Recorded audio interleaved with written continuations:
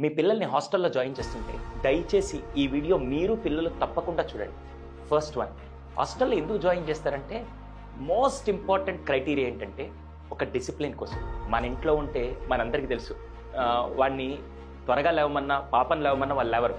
కానీ అక్కడ ఖచ్చితంగా లేవాలనే రూల్ ఉన్నప్పుడు దయచేసి వాళ్ళకే తెలియకుండా అది 6 o'clock 5 o'clock వాళ్ళే తెలియకుండా ఒక రొటీన్లో అలారం అవసరం లేదు, వార్డెన్స్ లేపుతూ ఉండి కొన్ని రోజుల తర్వాత 5 o'clock వాళ్ళే నిద్ర లేవడం అనే ఒక రొటీన్ స్టార్ట్ అవుతూ ఉంటుంది. ఎప్పుడైతే రొటీన్ స్టార్ట్ అవుతుందో మనం కూడా ఇప్పుడు రొటీన్కే టైంకి ఈ టైం నిద్రపోతాం, ఈ టైంకి లేస్తాను ఒక రొటీన్ ఎలా ఉంటుందో అది వాళ్ళకి తెలియకుండా మెంటల్గా ఫిజికల్గా వాళ్ళని స్ట్రాంగ్ చేస్తుంది. ఇది ఫస్ట్ పాయింట్. సెకండ్, హాస్టల్కి పంపించేటప్పుడు పేరెంట్స్ అందరికీ తెలియని విషయం అంటే ఇంట్లో ఉంటే ఇద్దరే ఉంటారు, అమ్మ నాన్న లేకుంటే అక్క తమ్ముడు చెల్లె వీళ్ళే ఉంటారు, అవునా? అంతకంటే వేరే వాళ్ళు ఉండరు. ఇప్పుడు న్యూక్లియర్ ఫ్యామిలీస్లో రోజు వాళ్ళ ముఖాలను ఇంటికి రాగానే వీళ్ళే అని కనపడుతూ ఉండడం కంటే అదే హాస్టల్ లైఫ్ అనుకో, దెబ్బకి దాదాపు ఒక 40-50 మంది ఉంటారు.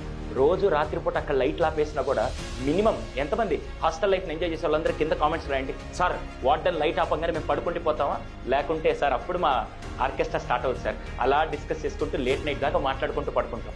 అక్కడ ఫ్రెండ్స్ అండ్ నెట్వర్కింగ్ చాలా బాగుంటుంది. నువ్వు ఎక్కడో కర్నూలు నుంచి జాయిన్ అయి ఉంటావు, ఇంకో పర్సన్ నంద్యాల నుంచి, ఇంకో పర్సన్ నెల్లూరు నుంచి, తిరుపతి నుంచి, వివిధ రకాల ప్లేసెస్ నుంచి వస్తే నీకు ఒక నెట్వర్కింగ్ గ్రూప్ ఆఫ్ ఫ్రెండ్స్ తయారవుతారు. అది హాస్టల్లో ఉండే బెస్ట్ పాయింట్. థర్డ్ వన్, నిన్ను హాస్టల్కి పంపించి ఇక్కడ నువ్వు ఏది ప్రాపర్గా చేయగలుగుతున్నావు అంటే ఇంట్లో ఉంటే ఇంటికి రాగానే చంద్రముఖి పిలిచినట్టు రారా టీవీ చూడరా మొబైల్ చూడరా అంటూ ఉంటే నీకే తెలియకుండా నువ్వు ఫోకస్ చేయాలన్నా చేయలేకపోతున్నావు. కానీ హాస్టల్లో it's a very good thing. మన దగ్గర ఆ మొబైల్ కెమెరా ఫోన్స్ ఇవన్నీ ఉండవు కాబట్టి వీలైనంత వరకు వేరే ఆప్షన్ కూడా లేదు కాబట్టి చదువు మీద ఎక్కువ ధ్యాస పెడతారని చెప్పి చాలా వరకు హాస్టల్ పంపిస్తారు. 4వ పాయింట్, ఇద్దరు పేరెంట్స్ వర్కింగ్లో ఉండడం వల్ల ఇంకో ఆప్షన్ లేక అబ్బాయికి కానీ పాపకి కానీ మంచి చదువు ఇవ్వాలంటే ఖచ్చితంగా హాస్టల్ అని చెప్పి చాలా వరకు ఈ కారణం వల్ల కూడా మీ పేరెంట్స్ని హాస్టల్లో జాయిన్ చేస్తారు. 5th మోస్ట్ ఇంపార్టెంట్ పాయింట్, అదేంటి తెలుసా? నువ్వు రోజు తిట్టించుకుంటూ బతుకుతావా లేకుంటే అప్పుడప్పుడు కింగ్ లాగా బతుకుతావా?